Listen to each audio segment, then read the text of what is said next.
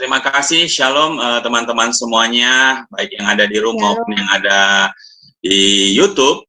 Nah, puji Tuhan, di hari Selasa ini kembali kita bisa sharing, belajar dalam pengenalan akan Tuhan. Semua karena kasih kemurahan Tuhan, dan patutlah kita mengucap syukur untuk segala kebaikannya. Nah, kali ini saya mau sharingkan satu topik yang sangat bagus ya. Judulnya Mengapa Anda Butuh Roh Kudus. Nah, teman-teman, judul ini menarik karena banyak sebenarnya, apalagi orang yang mengaku Kristen tuh nggak kenal sebenarnya siapa pribadi Roh Kudus dan apa manfaat atau gunanya bagi kita yang hidup ini. Nah, kita akan belajar mengapa kita butuh Roh Kudus dalam kehidupan kita. Nah, sebelum kita masuk, kita akan lihat dulu ini ya, teman-teman. Kita akan lihat satu gambaran tentang gelas ya. Gelas itu ada kira-kira 4 jenis kalau kita lihat. Yang pertama itu gelas yang kotor, artinya gelas yang sudah dipakai, belum dibersihkan, yaitu gelas kotor. Nah, ini menggambarkan seperti apa sih kalau perumpamaan ini tentang kepada manusia. Ya, kita lihat di 1 Samuel 16 ayat 7, berkata begini, tetapi berfirmanlah Tuhan kepada Samuel, janganlah pandang parasnya atau perawakan yang tinggi, sebab aku telah menolaknya. Bukan yang dilihat manusia, yang dilihat Allah. Manusia melihat apa yang di depan mata, tetapi Tuhan melihat hati. Nah, jadi waktu Samuel disuruh Tuhan untuk mengurapi calon raja bagi bangsa Israel, nah Samuel melihat perawakan, ya, wah, tinggi, gagah, tampan begitu ya. Wow, perkasa begitu. Nah, Tuhan bilang begini, jangan pandang parasnya atau perawakan yang tinggi, sebab aku telah menolaknya. Karena di hadapan Allah itu sebenarnya manusia itu semuanya berdosa, kotor ya. Nah, tapi Tuhan bilang Tuhan melihat hati. Nah, artinya bersih ya, tulus. Itu yang Tuhan lihat. Kalau yang luar ini ya itu fana ya. Nah, jadi ini tipe yang pertama ya, gelas yang kotor. Nah, yang kedua itu gelas yang bagaimana? Gelas yang retak. Ya, gelas retak. Jadi gelas retak ini menggambarkan apa ya? Seperti Matius 9 ayat 12 berkata begini, Yesus mendengarnya dan berkata, bukan orang sehat yang memerlukan tabib, tetapi orang sakit. Jadi, ya semua manusia itu sebenarnya, yang pasti semua manusia sudah jatuh ke dalam dosa. Ya, manusia itu semuanya itu sakit pada hakikatnya. Ya, sakit, jahat, sakit, kotor, berdosa, tidak ada bagus-bagusnya. Ya, kalau dia belum menerima Yesus sebagai Tuhan dan Juru Selamat. Ini tipe gelas yang kedua, manusia yang kedua. Ya, manusia itu sakit sebenarnya. Nah, yang ketiga, gelas yang terbalik. Nah, gelas terbalik ini menggambarkan apa? Namanya gelas harusnya berfungsi untuk menampung air ya, untuk kita minum. Tapi gelas ini terbalik gitu. Jadi ketika dicurahkan air, yang dia nggak bisa menampung apa-apa, jadi dia nggak berfungsi. Nah, tipe manusia yang ketiga itu apa? Seperti gelas terbalik ini, tidak memenuhi fungsinya. Gelas terbalik tidak bisa diisi dan tidak memenuhi fungsi dibuatnya gelas untuk diisi atau tempat menampung air.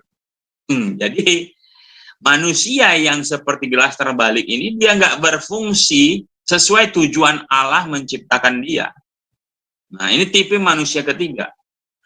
Nah, yang keempat terakhir ya adalah gelas berisi. Nah, tentu gelas dibuat untuk sebagai wadah ya, tempat menampung air, digunakan untuk minum dan sebagainya.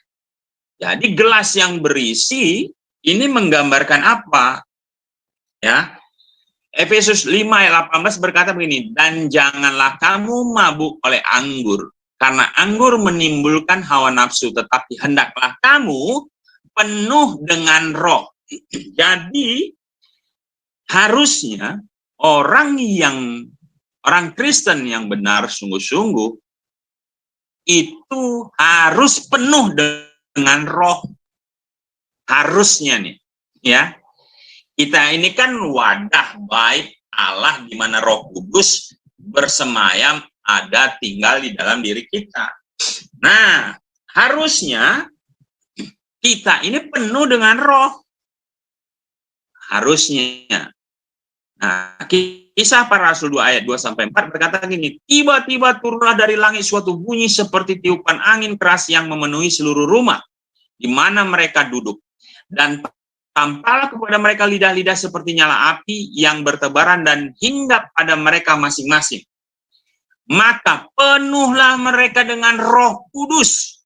Lalu mereka mulai berkata-kata dalam bahasa-bahasa lain seperti yang diberikan oleh Roh itu kepada mereka untuk mengatakannya. Jadi harusnya nih, ya, orang yang sudah lahir baru tentu Roh Kudus ada dalam dirinya, ya, tinggal. Tapi belum tentu dia dipenuhi Roh Kudus. Efesus 5:18 dikatakan kita hendaknya penuh dengan Roh Kudus. Kisah Para Rasul 2 ayat 4 dikatakan penuhlah mereka dengan Roh Kudus. Murid-murid pada saat itu di kamar loteng penuh dengan Roh Kudus. Nah, dari gambaran 4 gelas ini, teman-teman, di manakah kita posisi kita hari ini yang sudah mengaku katakanlah Kristen? Apakah seperti gelas kotor, atau gelas retak, atau gelas yang terbalik, atau gelas yang berisi air? Jawab masing-masing, teman. Nanti kita akan pelajari. Nah, Anda yang mana? Nah, pertanyaannya Anda yang mana, teman-teman? Ya, Anda yang mana? Ini penting nih. Anda yang mana? Orang yang tidak pernah mengenal kepenuhan kuasa Allah melalui Roh Kudus dalam kehidupan mereka tidak pernah memenuhi tujuan Sang Pencipta. Jadi, kalau Anda mengaku sudah lahir baru, Roh Kudus ada dalam dirimu, tapi tidak pernah mengalami kepenuhan Roh Kudus, maka Anda tidak akan pernah memenuhi tujuan Sang Pencipta menciptakan Anda. Ya, Anda tidak akan maksimal di dalam tujuan Tuhan menciptakan Anda, walaupun Anda sudah lahir baru. Apalagi belum lahir baru, yang notabene Roh Kudus pasti tidak ada. Jadi, penting lahir baru, penting dipenuhi oleh Roh Kudus. Beda, kita terima Roh Kudus ada, sama dipenuhi Roh Kudus, itu dua hal yang berbeda. Harusnya kita menerima Roh Kudus dan kita juga dipenuhi. Ya, dituntun bahkan, dipimpin bahkan, diurapi bahkan, dibaptis bahkan, harusnya begitu. Nah, hari ini kita mau belajar kenapa kita membutuhkan Roh Kudus. Apa alasan kita butuh Roh Kudus? Ya. Nah, sebelum kita masuk ke situ, kita mau belajar dulu. Emang siapa sih Roh Kudus itu? Ya, ini remind sedikit saja. Roh Kudus bukanlah sebuah pengaruh, ya, yang tidak jelas atau ide mistik. Namun Roh Kudus adalah sebuah pribadi, ya. Ia dapat berkomunikasi dan membuat dirinya nyata bagi kita. Kita tidak dapat melihat dia, iya, namanya roh, nggak bisa, ya. Kita nggak bisa melihat dia, namun Roh Kudus nyata dan dapat memberikan kesan yang dalam pada hidup kita melalui manusia batiniah kita. Ya, tentu. Karena dia roh, maka kita bisa berkomunikasi dia dengan rohani kita, batiniah kita. Maka, orang yang sudah lahir baru, yang mana Roh Kudus ada dalam dirinya lah, kita bisa berkomunikasi. batin kita, rohani kita. Karena roh kita, manusia roh kita yang tadinya mati akibat dosa, itu kembali dilahirkan kembali, dihidupkan kembali, sehingga punya koneksi dengan Allah melalui Roh Kudus. Nah, Roh Kudus itu pribadi ketiga dari Allah Trinitas, ya, sama halnya dengan Allah Bapa dan Putra. Jadi Roh Kudus itu pribadi ketiga. Dia Allah, tapi dia bukan Bapa, tapi dia juga bukan Putra. Tapi dia Allah. Jadi dia pribadi ketiga. Nah, lalu dikatakan begini, siapa Roh Kudus? Pertama, Roh Kudus itu kekal. Ibrani 9 ayat 14. Ada yang bisa baca, teman-teman? Ibrani 9 ayat 14.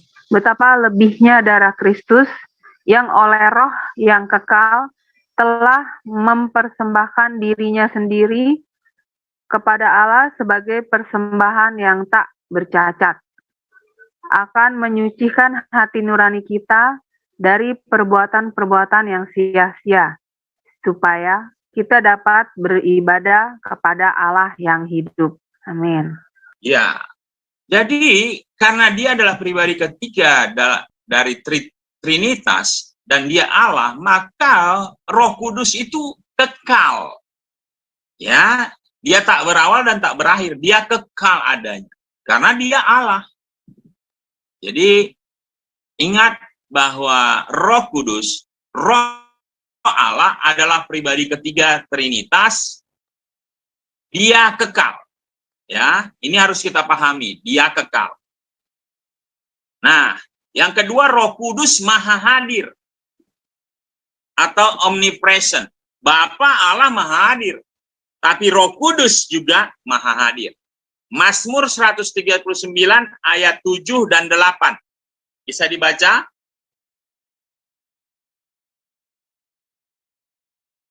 Terus 39 ayat 7. Kemana aku dapat pergi menjauhi rohmu? Kemana aku dapat lari dari hadapanmu? 8. Jika aku mendaki ke langit, engkau di sana. Jika aku menaruh tempat tidurku di dunia orang mati, di situ pun engkau. Amin. Oke. Jadi Roh Kudus itu Allah ya. Dia omnipresent. Jadi ini kemarin saya ada dengar TikTok, ya, si Nandar, dia bahas bilang begini, Roh Kudus itu enggak ada itu di perjanjian lama, dia bilang.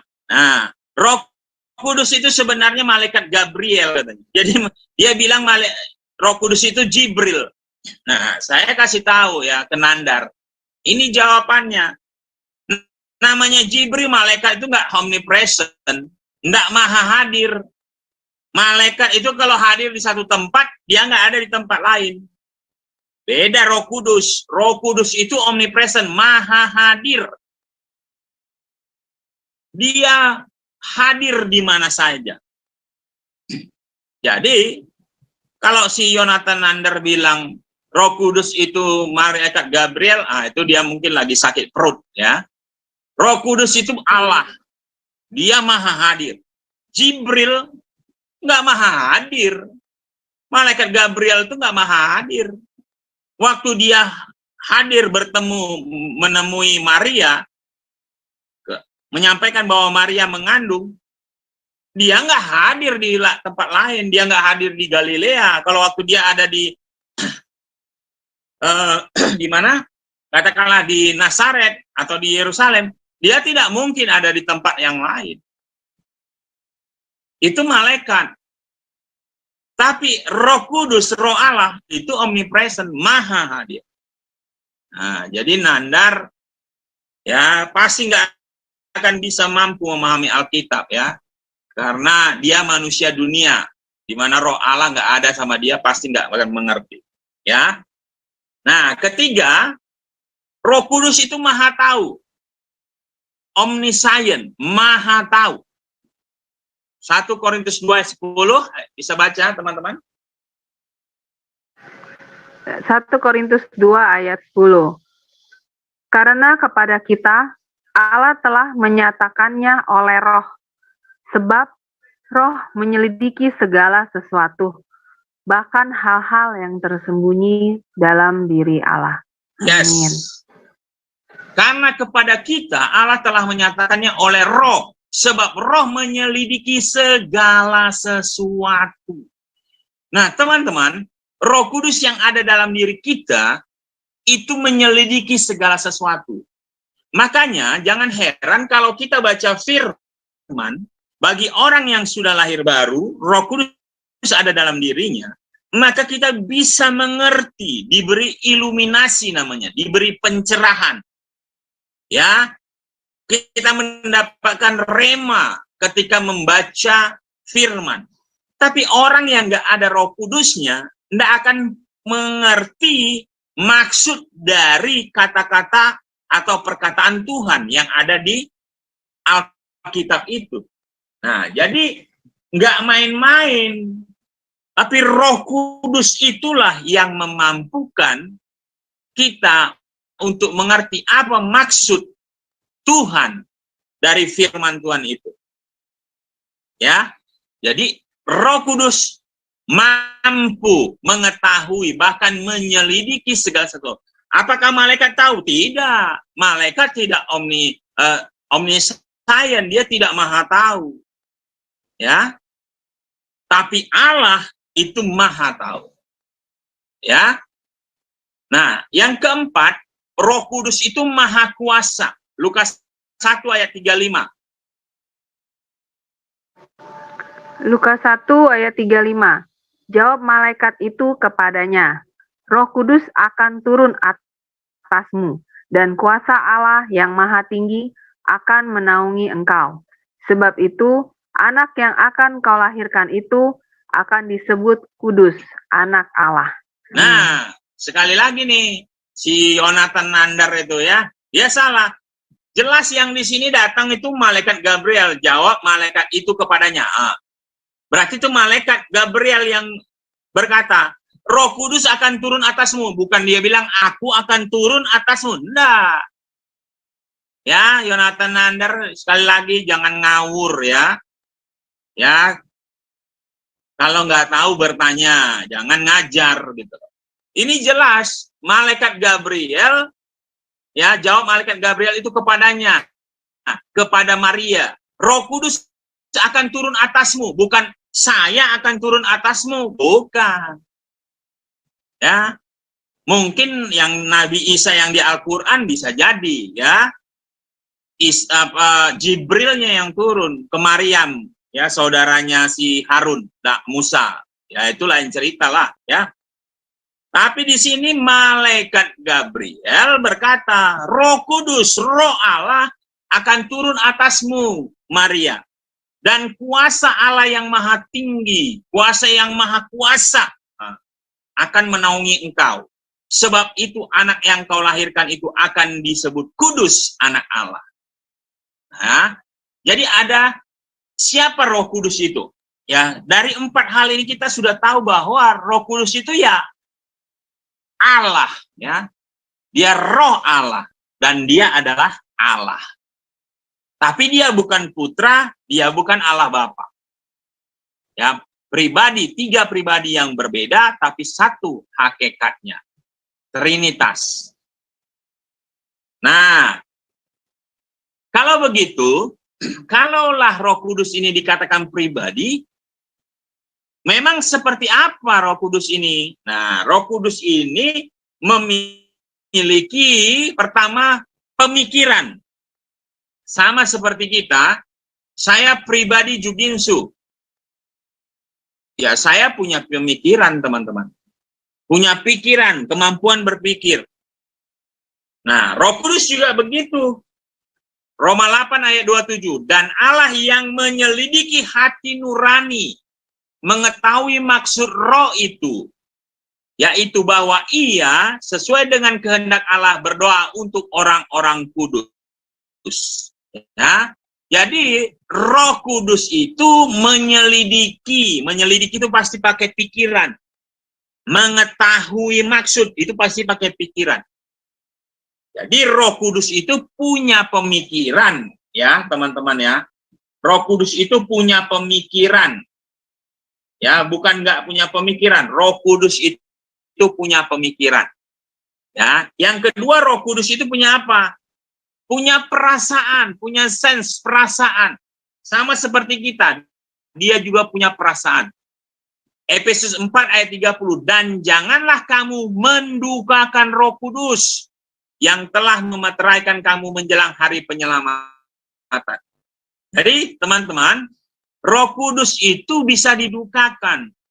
Dia bisa berduka ketika kita yang sudah dibenarkan, sudah disucikan, dikuduskan, lalu kita tidak mendengar tegurannya ketika dia mengingatkan, lalu kita melawan berbuat dosa.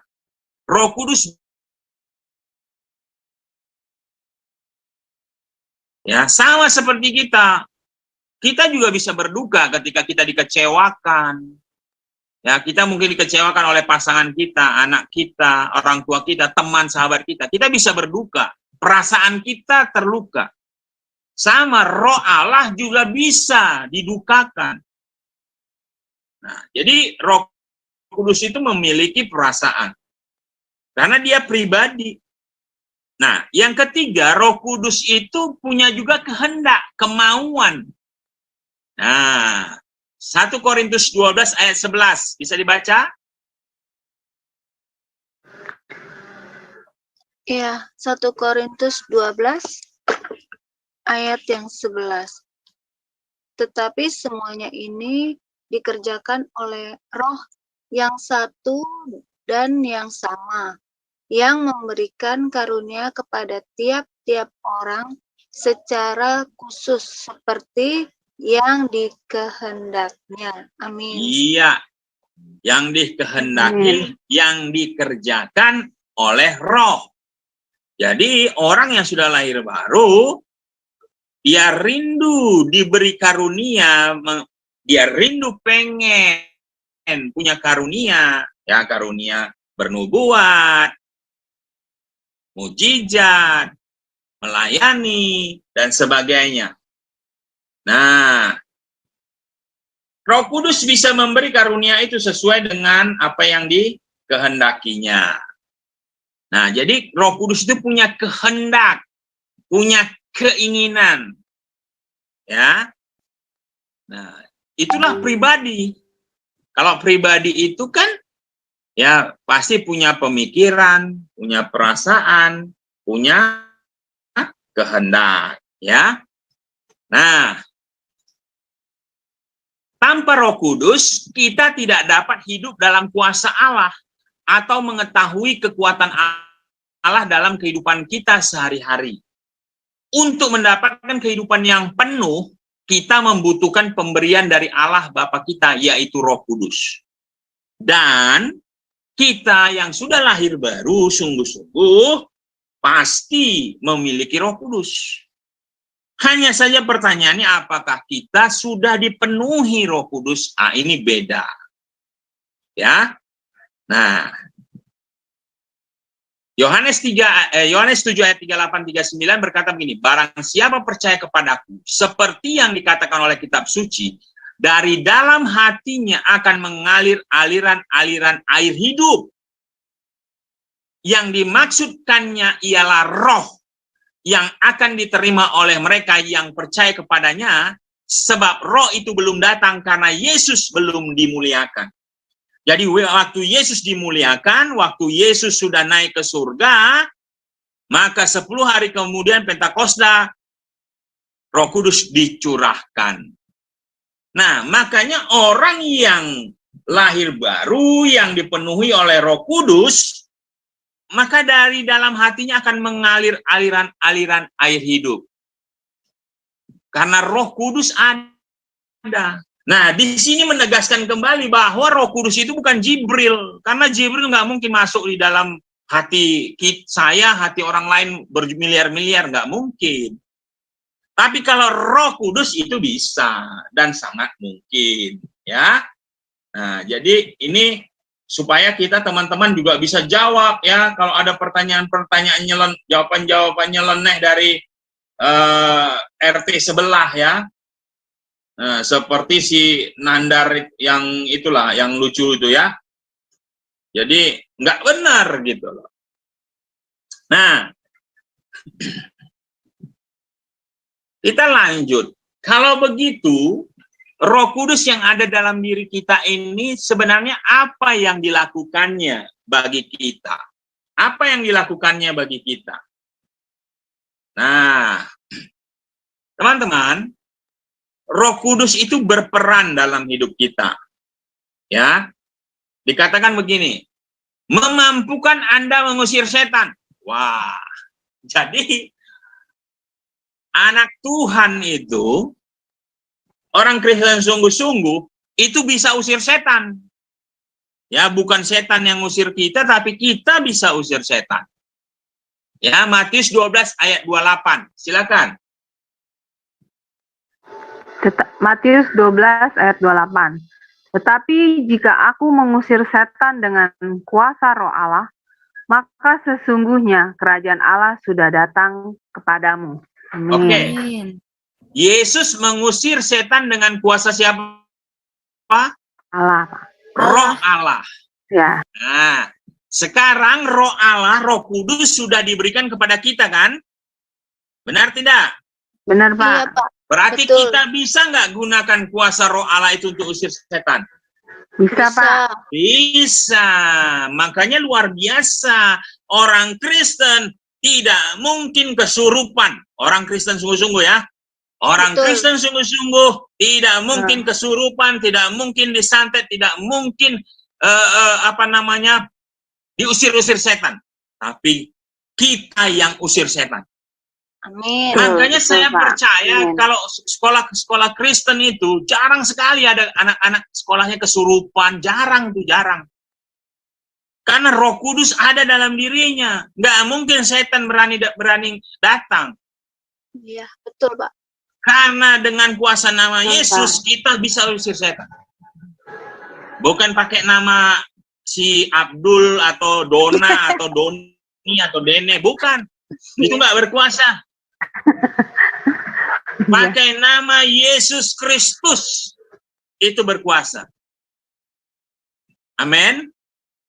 Amin, Pak. Ya. Amin. Ya, jadi itu berkuasa. Ya, nama itu berkuasa. Ketika Roh Kudus ada dalam diri kita. Ya. Nah, yang kedua, memampukan Anda untuk berbicara seperti yang Tuhan mau. Nah, jadi begini teman-teman. Kalau kita yang sudah lahir baru, kita mau bersaksi, mau ngomong, kadang orang takut, apa yang mau ku omongi ya? Apa yang mau ku bilang ya? Nggak tahu aku. Jangan takut. Ketika Roh Kudus ada dalam dirimu, maka Roh Kudus akan memampukan kita untuk berbicara apa yang Tuhan mau kita bicarakan. Markus 13 ayat 11 berkata begini, dan jika kamu digiring dan diserahkan, janganlah kamu khawatir akan apa yang harus kamu katakan, tetapi katakanlah apa yang dikaruniakan kepadamu pada saat itu juga. Sebab bukan kamu yang berkata-kata, melainkan Roh Kudus. Amin. Itu kenapa ya waktu Paulus di penjara lalu dihadapkan kepada sidang, ya dia nggak takut karena Roh Kudus yang memampukan dia, Roh Allah yang memampukan dia untuk berkata-kata. Sama, kita pun kalau kita diadili di depan mahkamah atau dituduh karena kita pikul salib, sangkal diri, karena kita melakukan kebenaran lalu kita dituduh yang aneh-aneh, berdoa, maka Roh Kudus yang akan memberikan hikmat perkataan untuk apa kita bisa menjawab yang benar. Ya. Itu Tuhan beri hikmat. Ya. Itulah hebatnya Roh Kudus. Ketiga, Roh Kudus itu memampukan Anda untuk dilahirkan kembali. Nah, ini penting. Kristen bukan hanya sekedar Kristen. Kristen yang sejati adalah Kristen yang lahir baru. dilahirkan dari air dan roh yang merupakan karya dari Roh Kudus. Karya dari Roh Allah. Yohanes 3 ayat 5 berkata gini, jawab Yesus, aku berkata kepadamu sesungguhnya jika seorang tidak dilahirkan dari air dan roh, ia tidak dapat masuk ke dalam kerajaan Allah. Jadi yang memampukan kita untuk lahir baru, dilahirkan kembali itu sebenarnya Roh Kudus. Ya. Nah, jadi luar biasa. Nah, keempat, karya Roh Kudus dalam hidup kita itu apa sih? Ia menjadi penolong Anda kapan? Selamanya. Wow.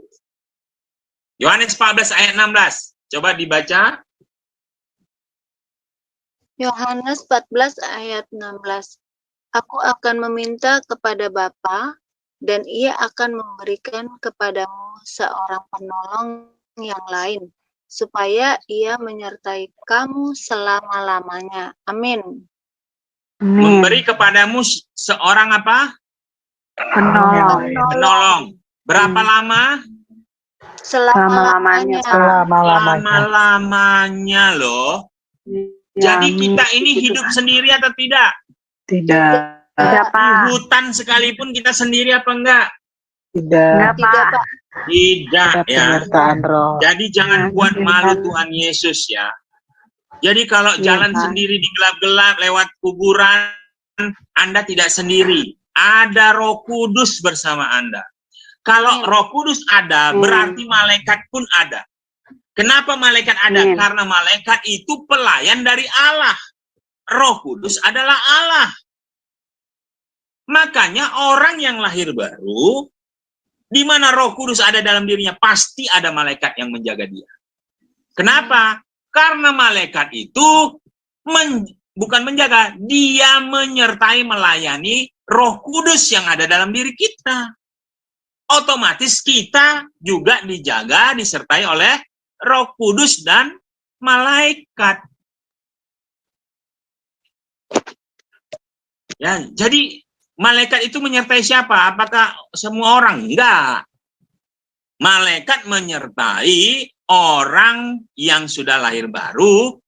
Kenapa? Karena Allah ada dalam diri dia. Ya namanya malaikat, pembantunya Tuhan ya harus ada dong. Jelas ya teman-teman ya? Iya, ya, Jelas, Pak. Pak. Jadi tidak sendiri, Anda tidak sendiri. Ia hidup di dalam Anda. Nah, Yohanes 14 ayat 17, yaitu roh kebenaran. Penolong tadi siapa? Roh kebenaran, roh penghibur. Jadi dia bukan si Jibril ya, bukan. Dunia tidak dapat menerima dia, sebab dunia tidak melihat dia. Ya Roh Kudus tidak bisa dilihat. Dan tidak mengenal dia, apalagi mengenal, orang nggak terlihat. Tetapi kamu mengenal dia, kita mengenal dia. Kenapa? Kenapa kita mengenal dia? Ada yang tahu? Karena kita bersekutu dengannya, Pak. Iya, karena sebab ia menyertai kita, menyertai kamu dan akan diam di dalam kamu. Itulah hebatnya orang Kristen. Allahnya ada di dalam diri orang itu, di dalam diri kita, dan kita ada di dalam dia. Allah orang Kristen itu hidup. Bisa diajak berkomunikasi, bisa berbicara, bisa menghibur, bisa menolong, bisa memberitahu.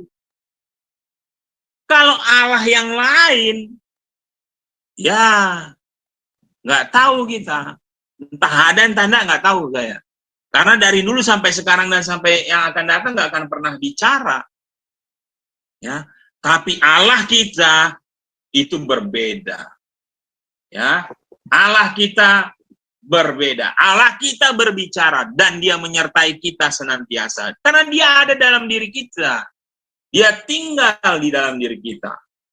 Wow, itu sungguh luar biasa. Ya. Nah. Ya, lanjut ya. Lalu Roh Kudus itu apa karyanya? Ia mengajar Anda, ia mengajar kita. Yohanes 14 ayat 26. Tetapi penghibur, nah, dia roh penolong, dia roh kebenaran, dia juga roh penghibur. Dia bukan Jibril, ya, Nandar, yaitu Roh Kudus. Jadi Roh Kudus itu roh penolong, penghibur, roh kebenaran, ya, roh Allah yang akan diutus oleh Bapa dalam namaku, dalam nama Yesus. Dialah yang akan mengajar segala sesuatu kepadamu dan akan mengingatkan kamu akan semua yang telah kukatakan kepadamu. Jadi, teman-teman, orang yang lahir baru di mana Roh Kudus ada, itu yang mengajar kita. Dari nggak tahu firman Tuhan jadi tahu, dari nggak kenal Tuhan jadi kenal. Itu hebatnya Roh Kudus, itu hebatnya Tuhan orang Kristen. Ya, karena dia omnipresent, dia maha tahu. Kalau malaikat nggak bisa, kalau malaikat itu ada di satu tempat di Singapura, nggak mungkin dia ada di Amerika, malaikat yang sama, nggak mungkin. Tapi kalau Allah, Roh Kudus, itu bisa. Nah, 7, ia menginsapkan kita. Yohanes 16 ayat 8. Dan kalau ia datang, Roh Kudus ya, ia akan menginsapkan dunia akan dosa, kebenaran, dan penghakiman. Puji Tuhan. Ya, saya lahir baru umur 25 tahun. Walaupun dari kecil sudah Kristen karena orang tua Kristen, tetapi saya lahir baru umur 25 karena Roh Kudus yang menginsapkan, melahirkan kembali saya. Sehingga saya bisa mengenal Allah yang saya sembah, yaitu Allah Trinitas. Kedelapan, ia memberi kuasa bagi Anda untuk menjadi saksinya. Nah, ini kan, aduh, gimana cara bersaksi kalau kita sudah terima Tuhan Yesus? Bagaimana cara menginjil? Jangan takut. Karena Allah sebenarnya yang memampukan kita. Makanya dalam Kisah 1 ayat 8, Kisah para Rasul 1 ayat 8, tetapi kamu akan menerima kuasa, dunamos, kalau Roh Kudus turun ke atas kamu. Dan kamu akan menjadi saksiku di Yerusalem dan di seluruh Yudea dan Samaria dan sampai ke ujung-ujung bumi loh. Ya, Roh Kudus memberikan power, kuasa untuk kita mampu menjadi saksinya. Jadi jangan takut bersaksi, karena sebenarnya Allah sendiri yang memampukan kita untuk bersaksi. Kesembilan dikatakan begini, ia memampukan agar kasih Allah dicurahkan dalam hati Anda. Roma 5 ayat 5. Tolong dibaca teman-teman. Roma 5 ayat 5. Dan pengharapan tidak mengecewakan, karena kasih Allah telah dicurahkan di dalam hati kita oleh Roh Kudus yang telah dikaruniakan kepada kita. Ya, jadi bagi orang yang sudah lahir baru, Roh Kudus ada dalam diri kita, dan Dia yang memberikan hati, kasih dalam hati kita, sehingga kita punya hati yang terbeban untuk jiwa-jiwa. Contoh, ya, seperti malam ini, saya, Pak Eon, Pak Bagus, punya hati, punya kasih untuk sharing kepada teman-teman, ya, kepada saudara-saudara yang ada di YouTube, ya. Kita punya kasih. Dari siapa ini? Dari Tuhan. Padahal kita tidak kenal, tadinya tidak kenal, ya, bahkan posisi kita jauh-jauh dari Nusantara, dari Sabang sampai Merauke, bahkan ada yang di luar negeri. Kita nggak kenal. Kita bukan saudara-saudara, tapi kita saudara dalam Kristus Yesus sebagai anak-anak Allah. Kenapa kita mau berbagi? Karena Roh Kudus mencurahkan kasih Allah dalam hati kita. Itu yang menggerakkan kita untuk berbagi. Ya, ini luar biasa. Jadi Roh Kudus itu luar biasa berkarya dalam hidup orang yang sudah lahir baru percaya kepada Yesus Kristus Tuhan. 10, ia bersaksi bersama roh Anda bahwa Anda adalah anak-anak Allah. Ya. Nah, jadi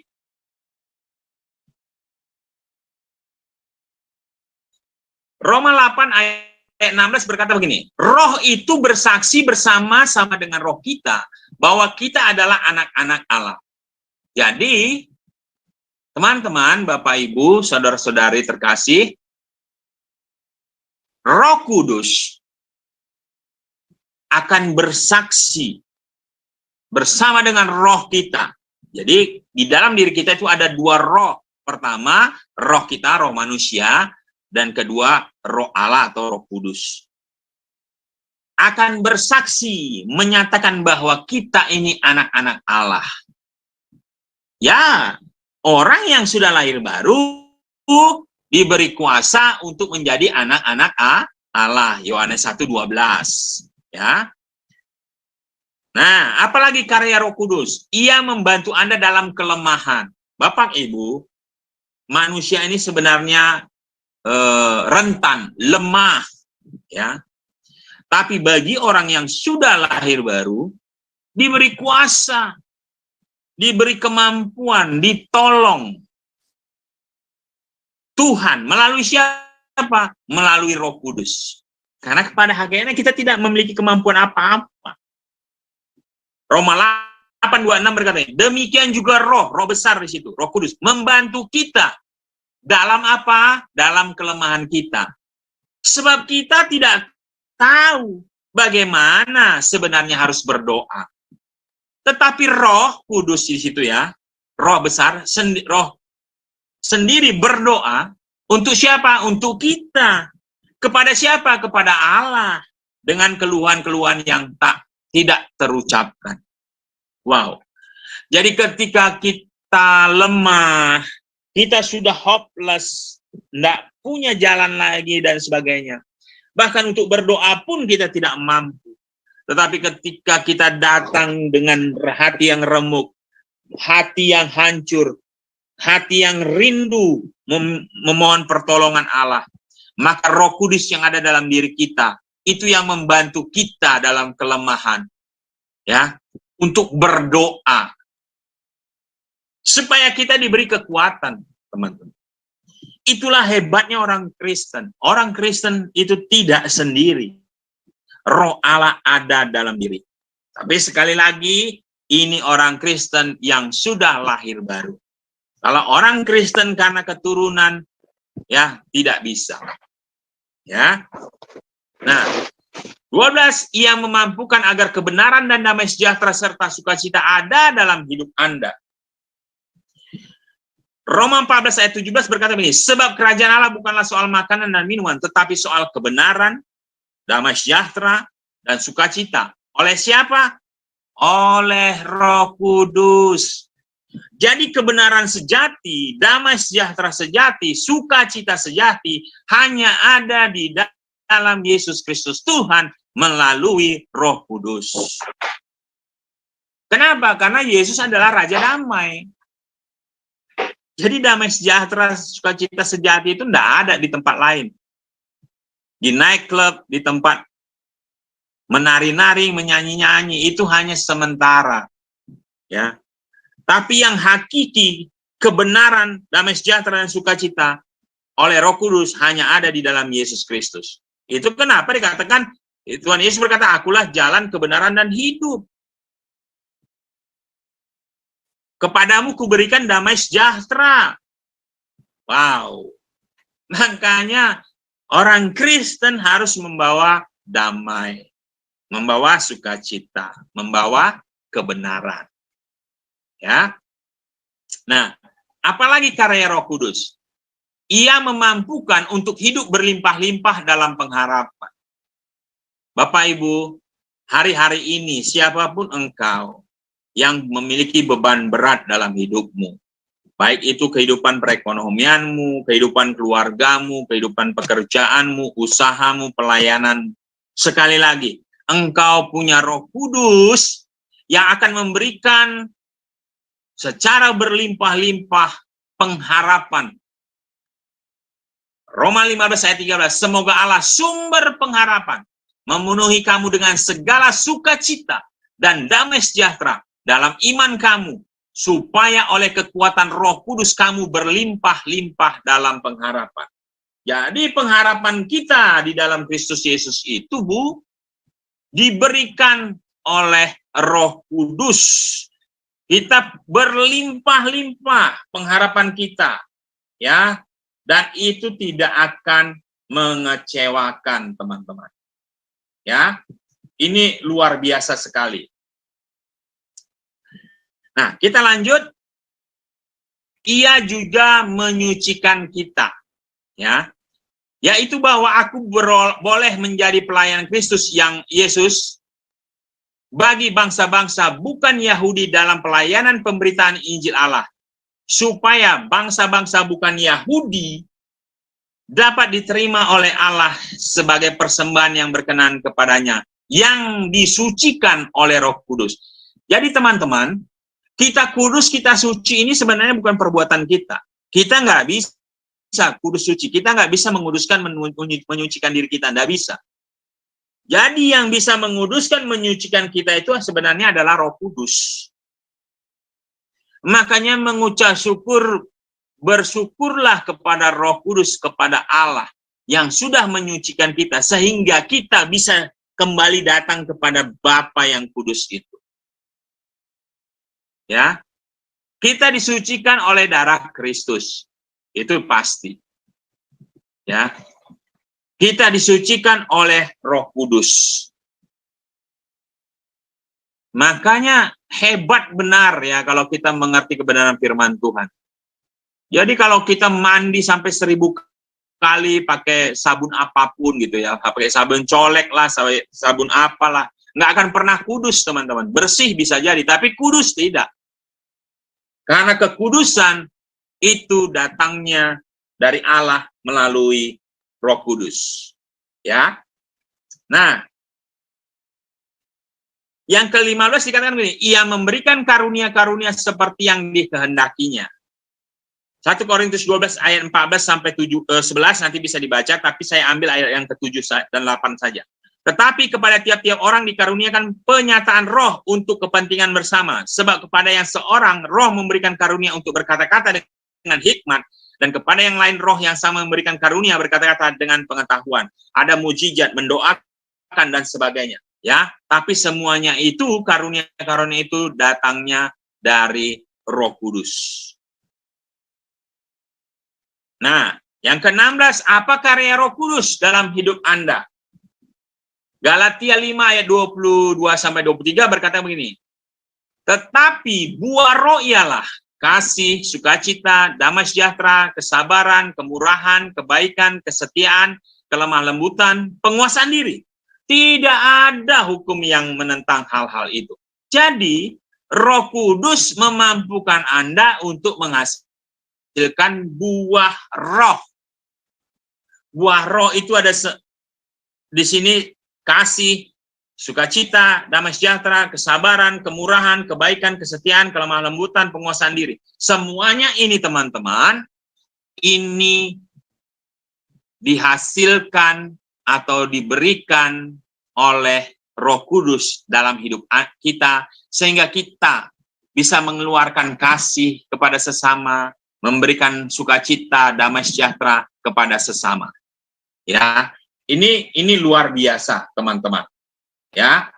Nah, yang terakhir 17, ia memampukan Anda memiliki sukacita dalam kehidupan Anda. Bisa dibacakan 1 Tesalonika 1 ayat 6, teman-teman? 1 Tesalonika pasal 1 ayat 6. Dan kamu telah menjadi penurut kami dan penurut Tuhan dalam penindasan yang berat. Kamu telah menerima firman itu dengan sukacita yang dikerjakan oleh Roh Kudus. Amin. Ya. Jadi Kalau kita lagi bersedih, lagi berduka, ya, ada nggak yang memberikan sukacita penghiburan, teman-teman? Ada, Pak. Ada, Pak. Berarti kalau lagi sedih, datang ke siapa? Tuhan. Ya, datanglah ke Tuhan supaya dihiburkan. Supaya apa? Diberi sukacita. Supaya diberi apa? Damai sejahtera. Jadi kita sendiri apa enggak, teman-teman? Tidak, Pak.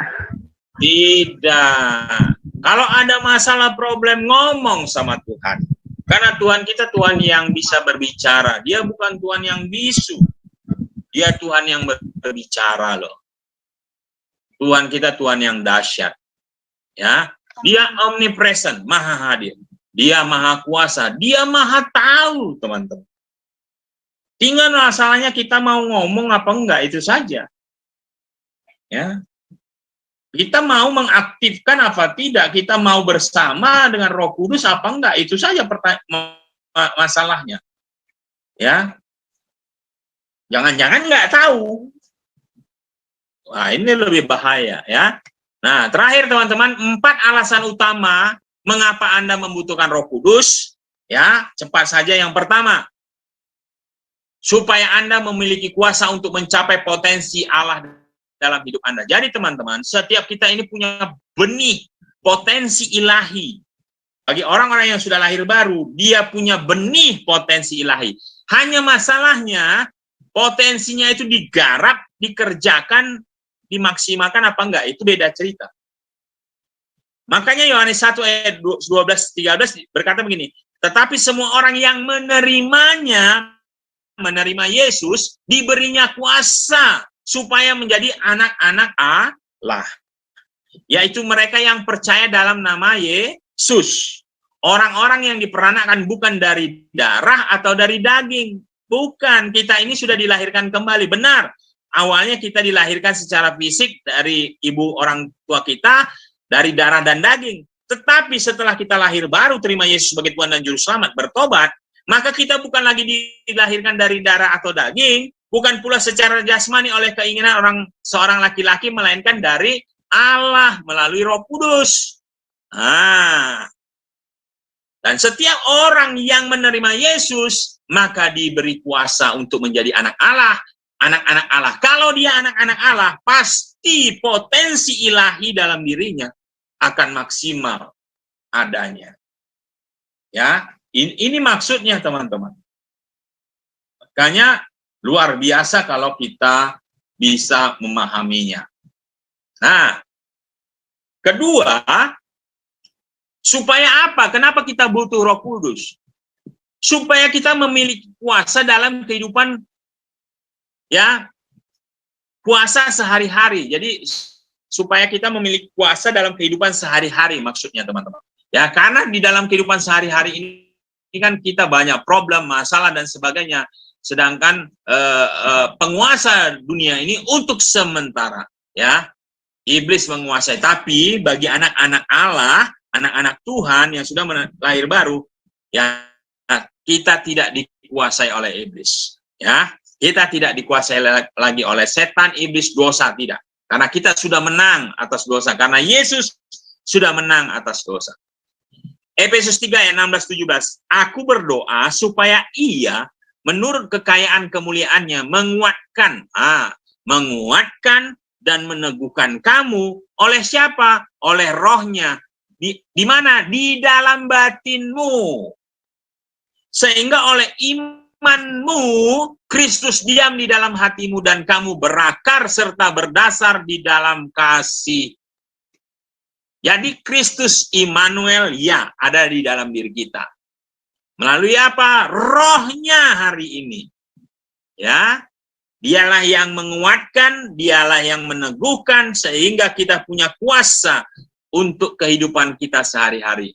Untuk berjalan bersama dengan Tuhan. Melalui tuntunan Roh Kudus, kita dimampukan, ya, menjalani kehidupan ini seturut dengan kehendak Tuhan. Pertama tadi potensi ilahi muncul, kedua kita punya kuasa untuk mengarungi kehidupan ini, ketiga apa? Memiliki kuasa untuk apa? Untuk menang, menjadi the winner, menjadi pemenang. 1 Yohanes 4 ayat 4, kamu berasal dari Allah, anak-anakku. Dan kamu telah mengalahkan nabi-nabi palsu itu. Sebab roh yang ada di dalam kamu lebih besar daripada roh yang ada di dalam dunia ini. Yo tentu dong, roh yang ada dalam diri kita Allah sendiri, roh Allah. Ia lebih besar lah daripada roh-roh yang ada di dunia ini. Nabi-nabi palsu aja bisa kita kalahkan. Ya. Makanya kita tidak tunduk kepada rayuan nabi-nabi palsu itu. Kenapa? Karena roh Allah ada dalam diri kita. Roh Allah yang akan menuntun kita, memberitahu kita, menyadarkan kita, ini salah, ini benar, ini salah, ini benar. Itu Roh Kudus, teman-teman. Ya. Nah, terakhir, alasan utama kenapa kita butuh Roh Kudus, memiliki kuasa untuk bersaksi. Hari-hari ini, orang yang sudah lahir baru, kita sebagai anak-anak Allah, dituntut oleh Tuhan untuk bersaksi menjadi saksi. Supaya orang di luar sana yang belum menerima kabar baik, menerima keselamatan, menerima Yesus sebagai Tuhan dan Juru Selamatnya, boleh juga menerima kabar baik itu. Melalui apa? Melalui kesaksian kita, melalui pemberitaan Injil.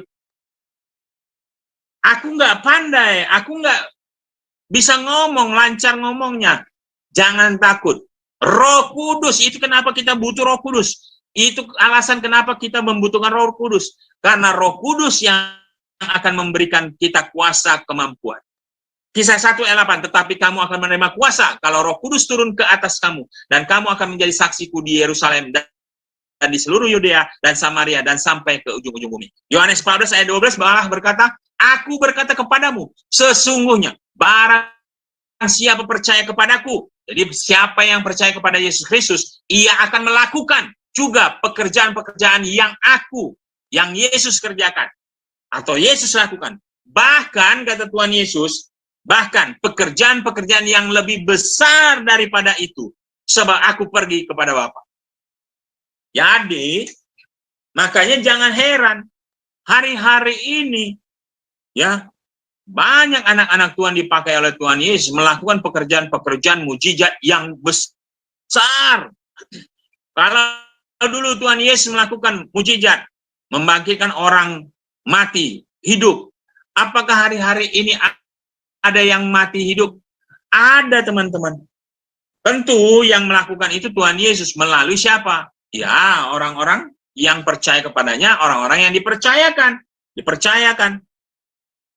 Ya, kalau kita lihat penginjilan-penginjilan seperti Renat Bongke almarhum ya, di Afrika begitu ya. Wah, itu luar biasa kalau yang dibangkitkan dari mati itu bukan 1, 2, 3, puluhan. Tapi itu bukan mujizat dia ya. Tuhan Yesus, tetap Tuhan Yesus yang melakukan melalui orang itu. Ya, jadi jangan heran, teman. Ya, orang buta melihat itu udah biasa. Orang timpang berjalan itu udah biasa. Ya, orang tuli mendengar biasa. Sakit sembuh biasa. Usir setan biasa. Lepaskan orang terikat biasa. Ya. Jadi ada kuasa. Nah, kuasa itu digunakan untuk apa? Oh, bukan untuk cari uang, untuk gaya-gayaan, bukan. Untuk apa? Untuk bersaksi, mendukung pelayanan penginjilan. Makanya Markus 16 ayat 16-17 itu, tanda-tanda ini, sign and wonder, tanda-tanda ini akan menyertai orang ya yang percaya. Usir setan-setannya pergi, minum racun maut, tidak mati, tumpang tangan orang sakit sembuh. Itu nyata, itu berlaku untuk orang yang bersaksi untuk pergi menginjil, bukan di rumah minum racun maut ya mati. Untuk gagah-gagahan bukan, tapi untuk mendukung pelayanan penginjilan, itulah kuasa itu diberikan. Nah, jadi itu 4 alasan kenapa kita butuh Roh Kudus. Itu yang bisa saya sampaikan, teman-teman. Terima kasih. Mari kita berdoa. Bapa yang kami sembah dalam nama Tuhan Yesus Kristus, terima kasih Tuhan. Terima kasih ya Allah Roh Kudus untuk sharing 1 jam ini Bapa, sehingga kami boleh mengerti sedikit lagi Tuhan. Bagaimana kami butuh Roh Kudus, dan kami mengucap syukur. Karena kami yang sudah lahir baru, Roh Kudus ada dalam diri kami, menyertai kami, membimbing kami, menghibur kami, menolong kami, mengajar kami, sehingga kami hidup berkemenangan di dalam Engkau. Terima kasih Bapa, segala puji hormat dan kemuliaan hanya bagi nama-Mu. Di dalam nama Tuhan Yesus kami sudah berdoa dan mengucap syukur. Haleluya. Amin.